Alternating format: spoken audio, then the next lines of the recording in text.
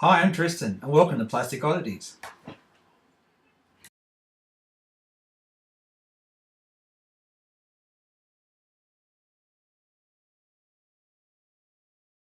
Welcome to episode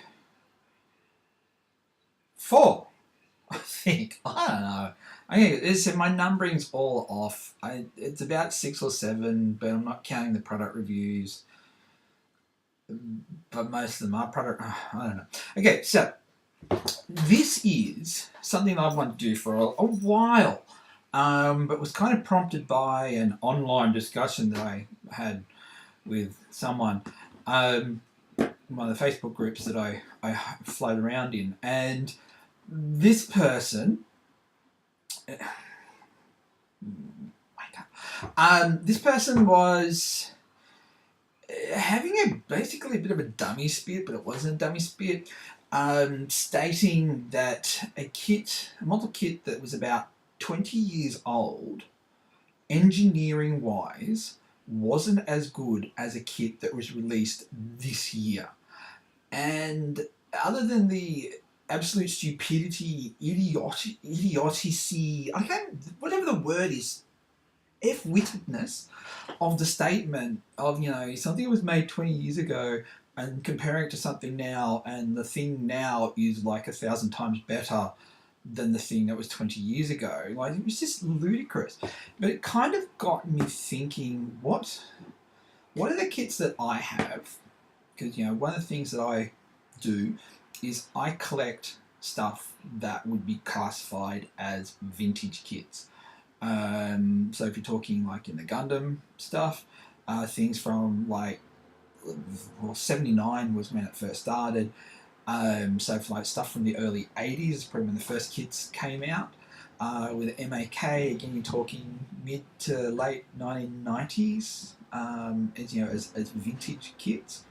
So it kind of got me thinking, what are the vintage kits that I've got, and what are where did they come from animation-wise? What's the inspiration for the kit? Because obviously the anime kind of came first, or was the sales vehicle, or whatever that is.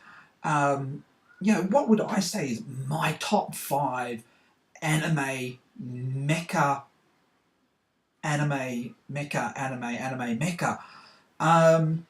But with the proviso that, I've watched them, and I have them in my collection, like in my DVD collection, or B, that I have the kits. Again, I'm rambling. It's this planning thing. One day I will get the planning right. But yeah, you guys are watching me. If you are watching me, probably like, the three people, 4, 5, 2 people that watch my videos. No, this is my style. This is me. So what are my top 5 mecha based anime, with the proviso that 1, I've watched them, 2, I own like the media, but 3, I've got the kits from the anime and I've built them. If I'm really organised, I'll go and get the kits so I can show you to go with the anime. So what we're doing is just showing you a video that I found on YouTube. Usually it's just the opening sequence, about 1.5 minutes to go with it. Blah, blah, blah, blah. I'll be explaining what the anime is, why I think it's awesome, and then hopefully showing the kits. And said I just have to go and get really organised with it. So this is actually probably going to be a longish video. I try and keep my videos about 15 minutes or less. So this could work out a little bit longer. So we'll see how it goes. So it's going to be fun for me. It's going to be interesting for you. I'll learn stuff. You'll learn stuff, maybe. And we just get to enjoy the awesomeness that is pre-2000 mecha-based anime. So enjoy.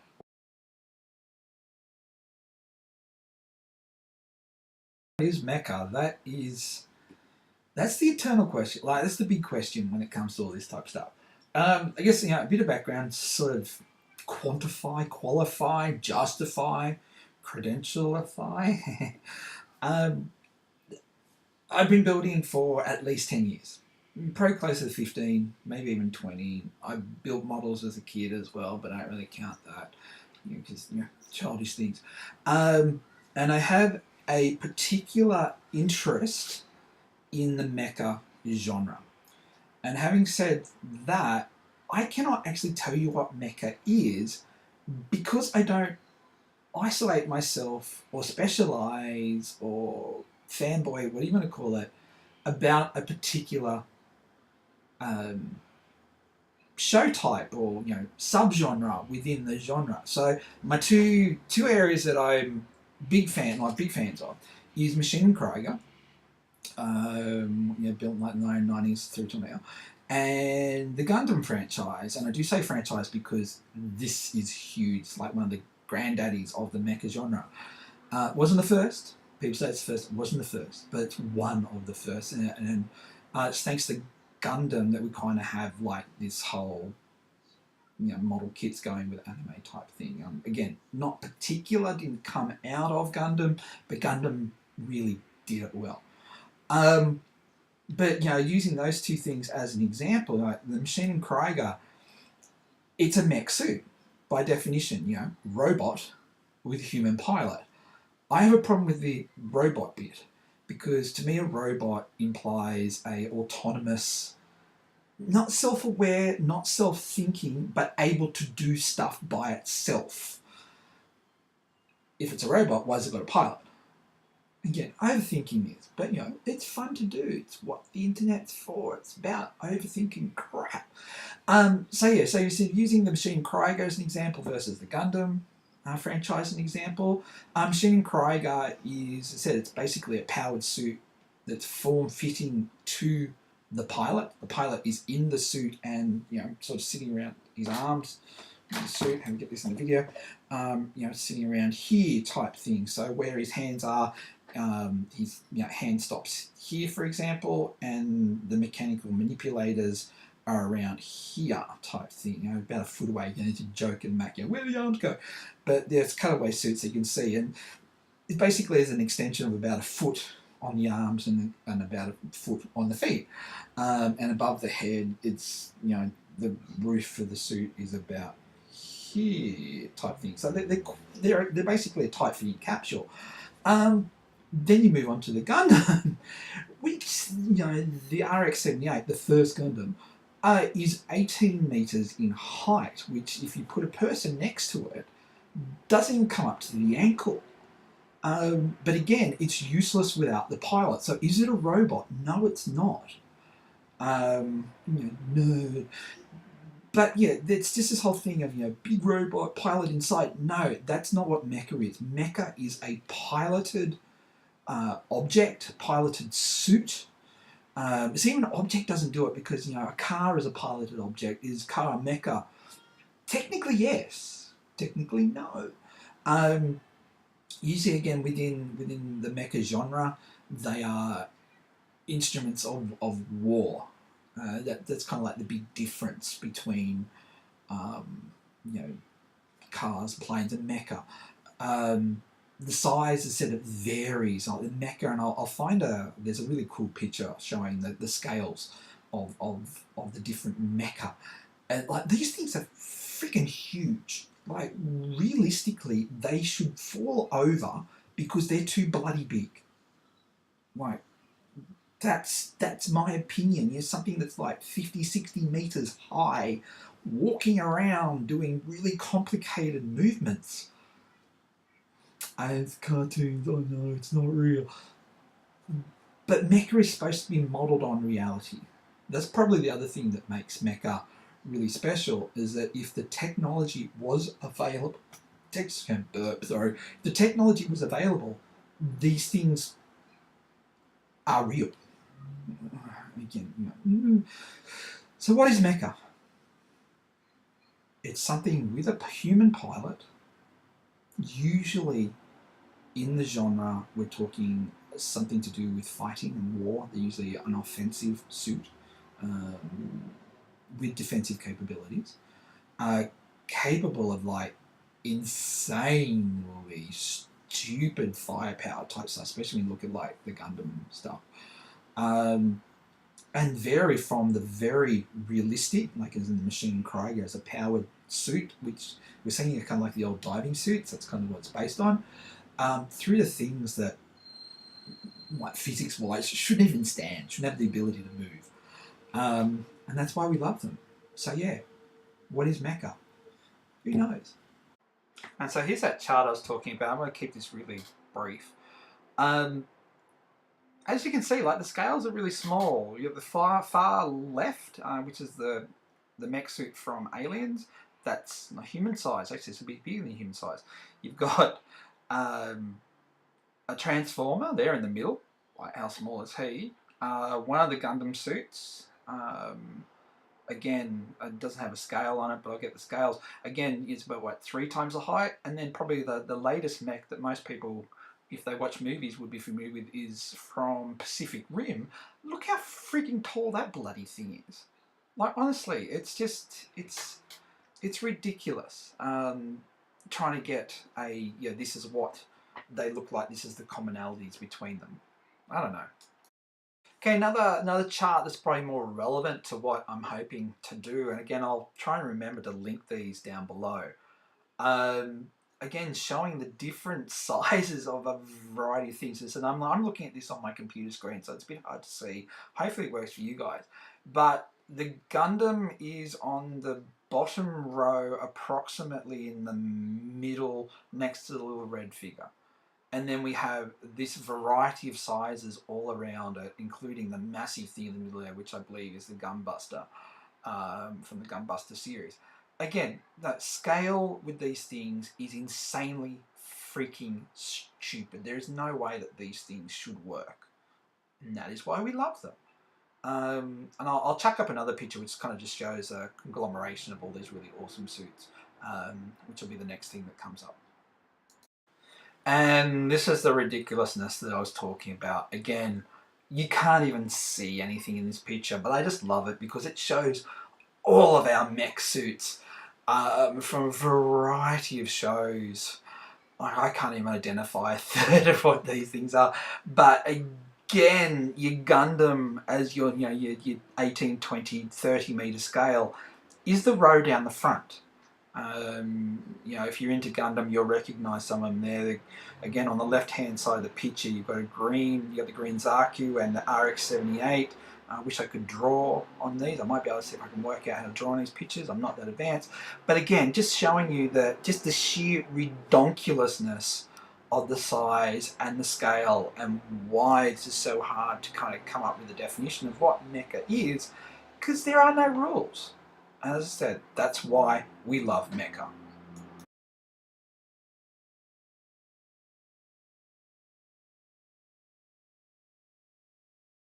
Number 5, pat labour. Pat labour is a portmanteau or a combination word for patrol labour, and it's an unusual anime from the point of view that it's about police, and these labours are in common use throughout the show. Like, they're just not a specialist machine for law enforcement. There's labours for moving, earthworks and garbage collection, all that type of thing. Like, they're just integrated into society. Everyone's used to them. Based on a light novel, or what we'd call a manga, 1988, with an OVA or a video adaptation, a video animation coming out in the same year, and sort of hanging around until about 2006 when it was actually rebooted, but unfortunately it wasn't that well received as a reboot. The kits hold, like, these are awesome. I'm going to say awesome a lot, and I really do apologise for that, because all this stuff is awesome. But the kits hold their age. They're mixed materials, so different types of plastic, rubber covers for the sleeves, all that type of thing. They're really easy to put together, and as you can see from the barcode, hope you can see that, 1,300 yen here at the end. That was the price point in 1990, so about $15 in 1990, and you can pick these kits up really cheap now. And from a construction point of view, they hold their age. Anyone could put one of these together. Most vintage kits aren't snap fit; they are cut, glue and sand type thing, but these build beautifully now. So This is just 2 kits that I grabbed just to show you. Pat Labour kits. Like myself. Yeah, amazing kits. Highly encourage you to see both the anime, and if you can get your hands on the kits, go grab them. Like, they're really worth it.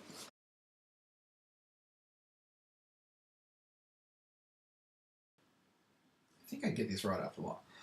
Space Runaway Ideon. How to describe this? This is one of the most bent anime you will ever watch.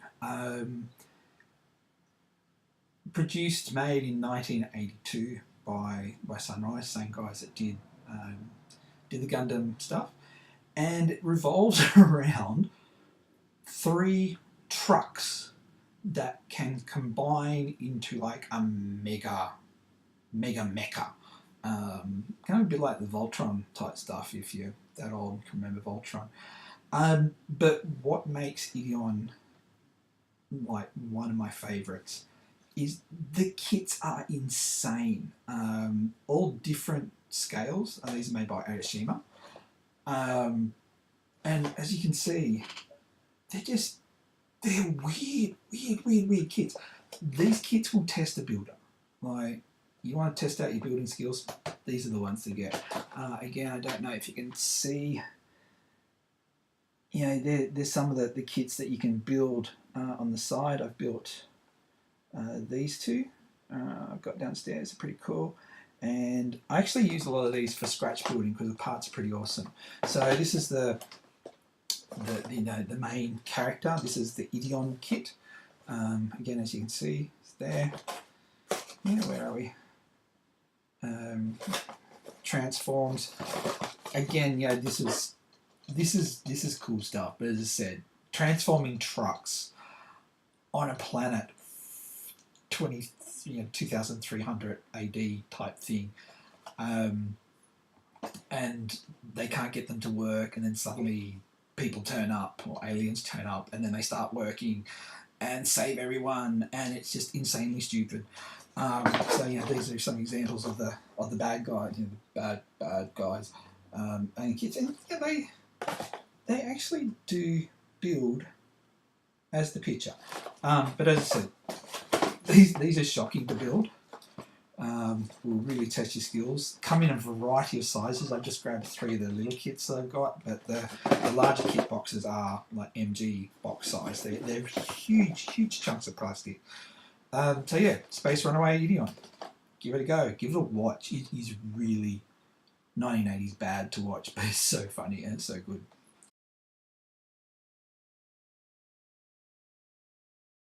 3. Armored Trooper Votons. Came out in 1983, went through 1984, both as an anime and a manga.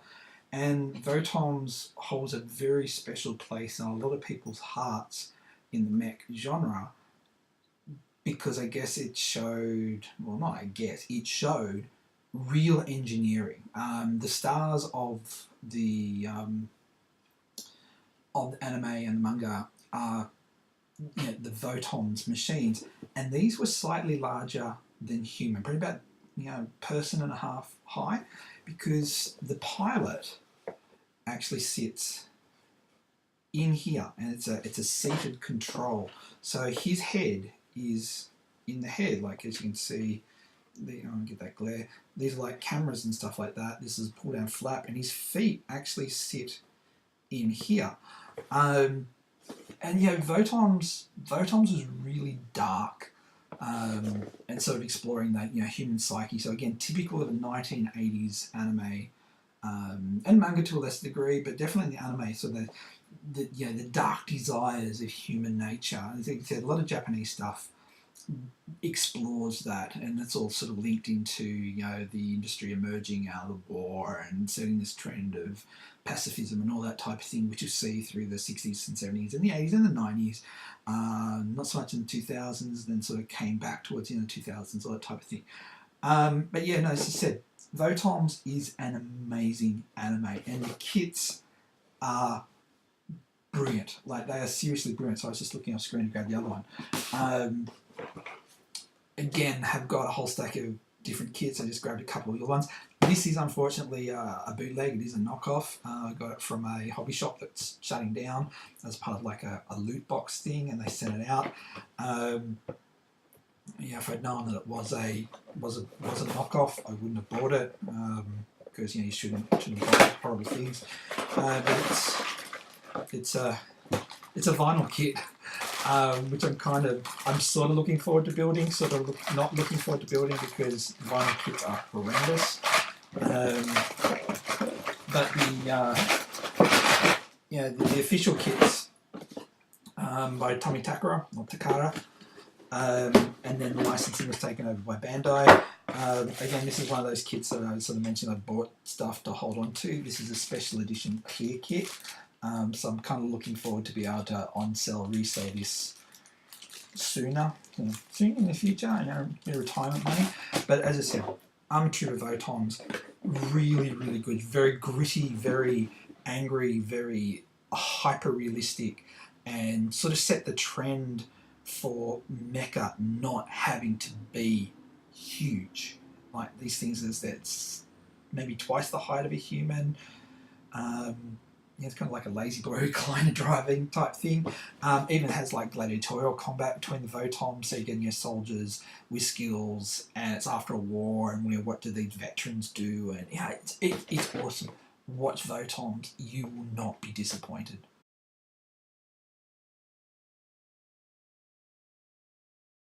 Neon Genesis Evangelion.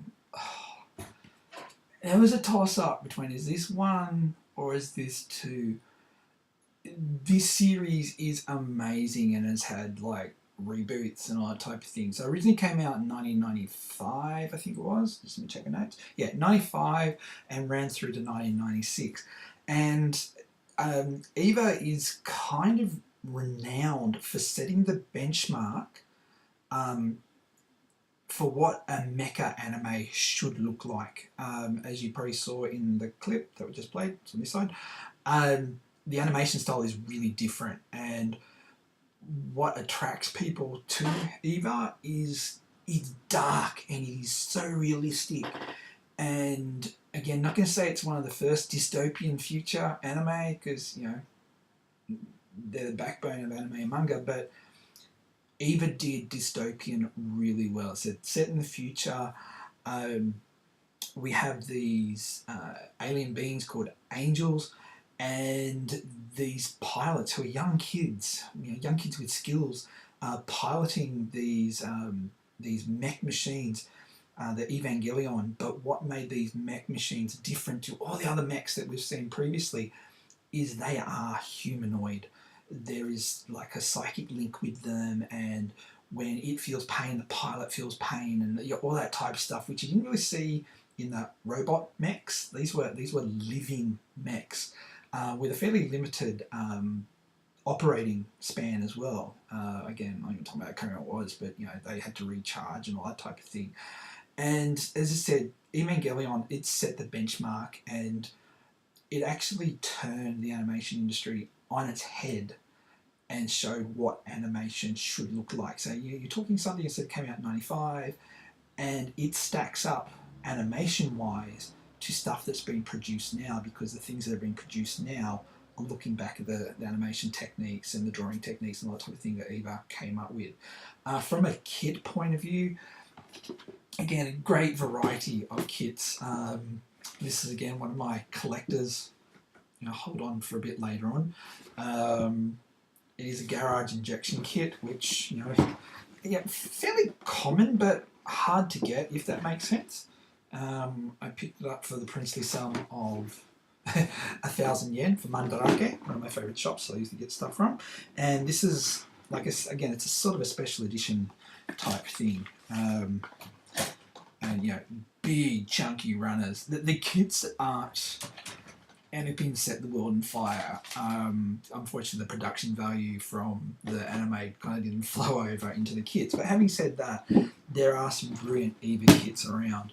And I've got an example probably of a not so brilliant Eva kit. Again, this is a bootleg kit that came with the fatty that I was talking about.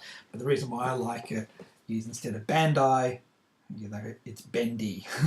Yeah, it's tricky Chinese how they get around their those copyright things, but it's a really impressive kit. I did build one of these. I got like 2 or 3 of these knockoffs in that loot box I was talking about. And I built one. They kind of didn't, most bootlegs are shit. They don't put together quite well, especially the old ones. It went together quite well. Only one bit keeps falling off, which I have to glue in. But as I said, the animation, or the anime, sorry, is really amazing. There's probably a couple that's sort of floating around the era, like Akira and Evangelion.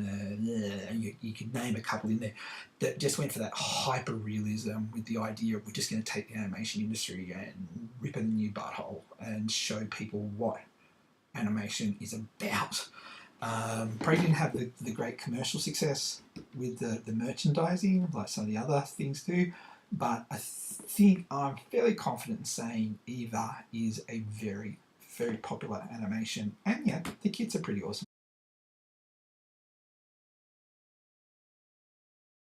One, Gundam. I'm wearing a Gundam shirt. I am very biased towards Gundam, and this is a franchise, and again, as I said, this is a franchise. The Gundam series spans many, many, many timelines, many, many individual standalone shows stretching for 52 episodes. Came out in 1979, so again, one of the older of the mecha animes. Definitely not the oldest. There were a couple that were before it. But Gundam showed the industry what a popular series looks like and how that can be like a money-making thing. I just have to sort of look at my notes because I can never really remember the figure. But the note that I got here is in 2014, the Gundam franchise generated 80 billion yen per year. That's amazing for plastic kits. I haven't gotten any of my Gundam kits because, hey, you know what Gundam kits look like. If you're watching this video, you know what Gundam kits look like. But as I said, the Gundam franchise, it is amazing. It set the benchmark of what Mecha looks like, what Mecha should do, how the Mecha story works. So, again, angsty teens with big war machines, that's like the common theme. I wouldn't sort of use that as the great descriptor, especially with some of the newer stuff which has revolved around the concept of selling model kits. So things like Build Fighters, Reconista, all this stuff, again, you can get it on YouTube for free from the Gundam Info portal. Because the animation, again, this is really weird, the animation isn't the important part of the franchise, it's the model kits. Most of their money, I think it's about 90% of their money comes from the model kits. 80 billion per year, yen, 9% of that's model kits. And we're seeing like just an explosion in Gundam stuff. There's like been, I think it'd be a fair call to say, again, I haven't researched this, I'm letting this off the top of my head, other than getting my dates right. We're seeing a new Gundam series or sub-franchise every year coming out, with the newest one as of this video being the G-Divers, I think it's called. Again, the last sets of stuff have been aimed at flogging kids. But there have been some series like the Thunderbolt series, for example, which is one of my favourites of the modern stuff, which has gone back to that dark, realistic, anti-war aspect that Gundam takes on. Again, is the Japanese logic of the anti-hero and these things being about anti-war while sort of glorifying war. Again, it's a weird thing, the mindset. There have been some series that have been absolute shockers. Sorry, I'm not a C, I'm not a Wing fan. I think they're awful. I do like the original UC stuff, so definitely 79, 80, 81. 08th MS team is probably one of the best things ever made in the Gundam franchise, in my opinion. Closely followed by the Thunderbolt series. put a lot of time and effort into this stuff because, as I said, because Bandai and Sunrise, the IP owners, and Bandai do the kits. They've realised this is a cash cow, and there are idiots like me out there that will buy this stuff. Even to the point that they've now got a sub-branch within Bandai called P Bandai, which is Premium Bandai. All they do is change a colour on a runner, or add a weapon, or do something really weird, and then double the price, and people buy it. It's ridiculous. Like, P Bandai is such a massive rip-off. People buy it. So there's something there with Gundam. I'm going to be doing another video specific, more specific on Gundam, because again, I'm trying to keep this under the half hour. I don't think I've done that. Pretty edging towards 40 minutes at the moment. But yeah, Gundam number 1. Gundam number 1. Ichiban number 1. So yeah, that's my top 5. If you agree, drop a comment. You disagree, drop a comment. Don't like me, drop a comment. Want to tell me where to go? Drop a comment. Comment, please. I want to know that this. No, that's joking. I don't care. So yeah, thanks for watching. Now for that thing that's going to come from this direction.